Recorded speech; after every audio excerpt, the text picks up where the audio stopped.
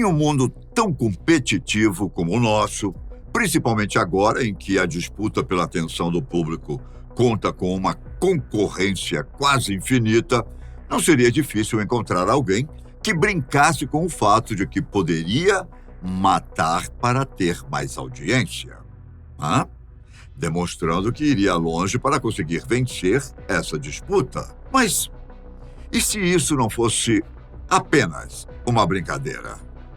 Hoje vamos apresentar ou relembrar um caso que chocou o Brasil há alguns anos, chegando ao ponto de ganhar uma série documental em uma grande plataforma de streaming, que divulgou a história para o mundo todo. E já que estamos falando de disputa de atenção em um mundo repleto de telas, muito obrigado por escolher estar com a gente aqui neste vídeo de hoje. Vamos então ao caso de Wallace Souza, o apresentador acusado de encomendar assassinatos para ter audiência. Nossa história se passa no estado do Amazonas. Wallace nasceu em 1958 em uma família de muitos filhos. Na década de 1970, ele ingressa na polícia, supostamente motivado a lutar contra o crime organizado, pois ele havia perdido o irmão que morreu por conta do uso de drogas. No entanto, essa versão é bastante questionada, principalmente porque o Wallace foi expulso da corporação por ser acusado de participar de um esquema que fazia desvio de combustível, o que colocou em xeque sua sede de justiça. Ele negou essa acusação durante toda a sua vida, é claro. Mas o fato é que o Wallace deixou mesmo de ser policial e, no início da década de 1990, criou um programa de TV chamado Canal Livre. Esse programa ficou extremamente famoso e influente na região e foi fonte de inspiração para muitos outros que tentaram copiar sua fórmula de sucesso. Mas tudo foi um processo. No início, não havia muitos recursos e Wallace era encarregado de boa parte da responsabilidade e das funções do programa. Ele contava basicamente com um câmera em sua equipe, além das pessoas que desempenhavam funções necessárias para realizar a transmissão. Desse modo, ele mesmo criava as pautas. Era o âncora e próprio repórter que cobria as matérias externas. Assim, foi até que Wallace começou a ganhar notoriedade e confiança, tanto do público quanto dos patrocinadores, que começaram a enxergar no Canal Livre uma janela de exposição de suas marcas, o que passou a sustentar e alavancar o programa. A estrutura era a mais diversa possível, o que, como dissemos, mais tarde se tornou modelo para tantos outros que também almejavam o sucesso. Entre as atrações havia um mix entre programa de auditório, apresentações humorísticas, vitrine para artistas independentes, ações assistencialistas para o público, etc. Porém, o carro-chefe do Canal Livre, desde sua fundação, eram as matérias sensacionalistas sobre crimes. Essa pegada policialesca que é tão comum hoje em dia, sabe, né?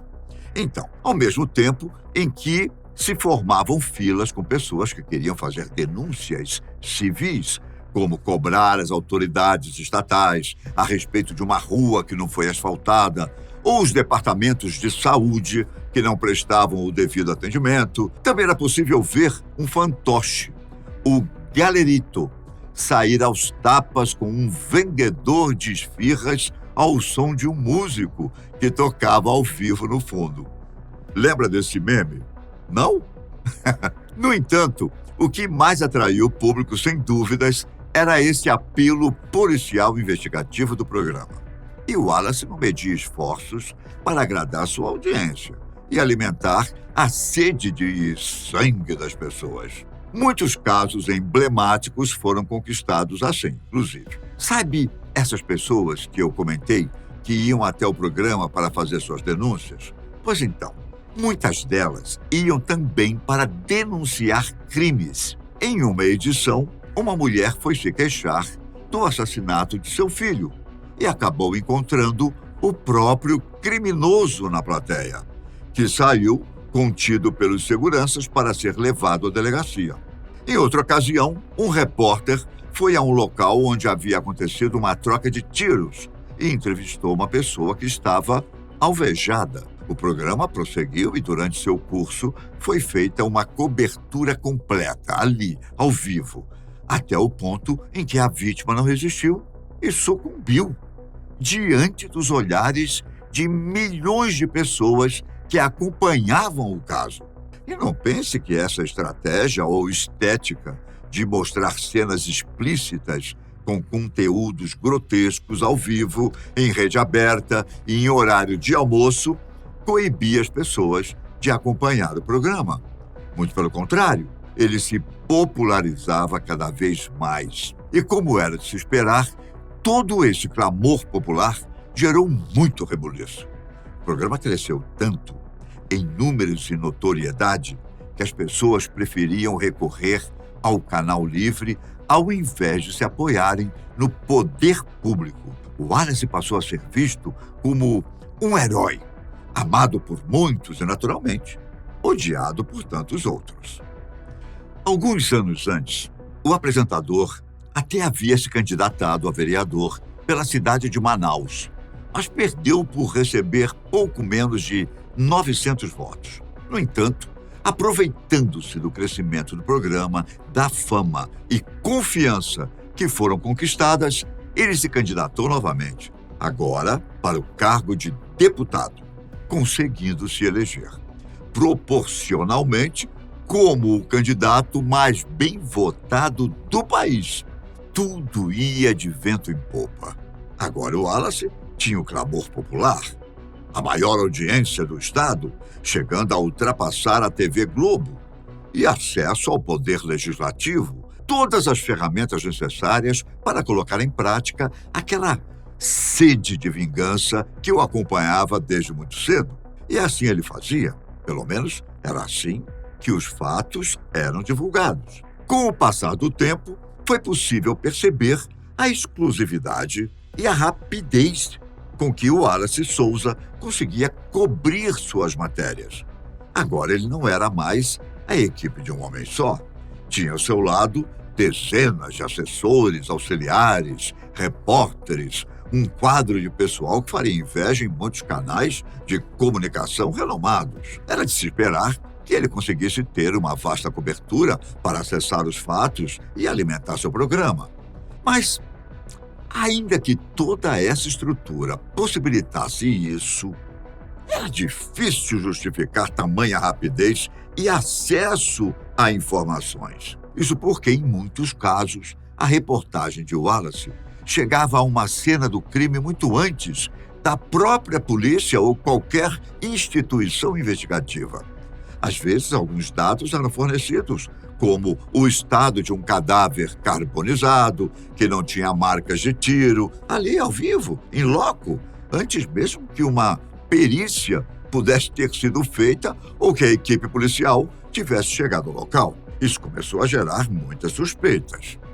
Até que, em 2008, um ex-policial militar, Moacir Jorge, mais conhecido como Moa, foi preso em uma operação que visava coibir o tráfico de drogas em uma região de Manaus. Através de uma denúncia anônima, a polícia chegou até um local onde, possivelmente, funcionava uma sede do tráfico. E, após acompanhar a movimentação por algum tempo, decidiram invadir e puderam constatar que, de fato, aquele era o território estratégico para se desenvolverem as atividades ilícitas.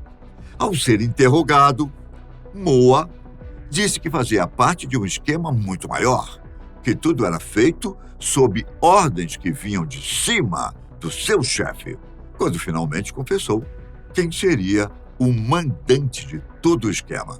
O nome de Wallace Souza apareceu. Nessa altura do campeonato, os crimes já envolviam milícias, assassinatos, uma suposta organização criminosa, além, é claro, do tráfico de drogas. O Wallace, que nessa época ainda era deputado, obviamente negou o envolvimento, se recusando a admitir que conhecia a Moa.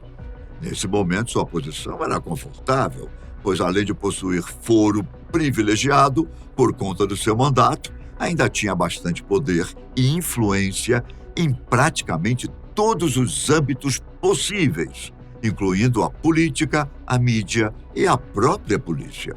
No entanto, mais provas começaram a surgir e foi difícil sustentar o discurso. Uma foto mostrando Moa e Wallace juntos, descontraídos, na piscina, foi apresentada. Além disso, o filho do apresentador, Rafael, também foi acusado de vários dos crimes nos quais o pai estaria envolvido. Conforme as pistas foram aparecendo e as ligações foram sendo feitas, a acusação montou um caso mostrando que Wallace Souza não só ordenava assassinatos para divulgar em seu programa e ter audiência sustentada pelo conteúdo exclusivo, mas se aproveitava para eliminar desavenças do mundo do crime, sustentando uma operação muito maior que ele comandava: o crime organizado da cidade de Manaus. Em 2009, Wallace foi cassado de seu mandato e pôde enfrentar o processo como uma pessoa comum. No entanto, ele acabou falecendo em 2010 por complicações de saúde e nunca chegou a ser julgado. Moa e Rafael, filho do apresentador, foram condenados por alguns crimes, mas atualmente estão soltos. O programa Canal Livre foi repaginado e voltou ao ar, principalmente com o irmão de Wallace, porém, atualmente é apresentado por um de seus filhos, Wallace Souza. Hoje em dia, ele se chama Sinal Livre e é exibido por uma filial da TV Bandeirantes do estado do Amazonas. Será que a justiça foi feita? O que você acha? Até a próxima.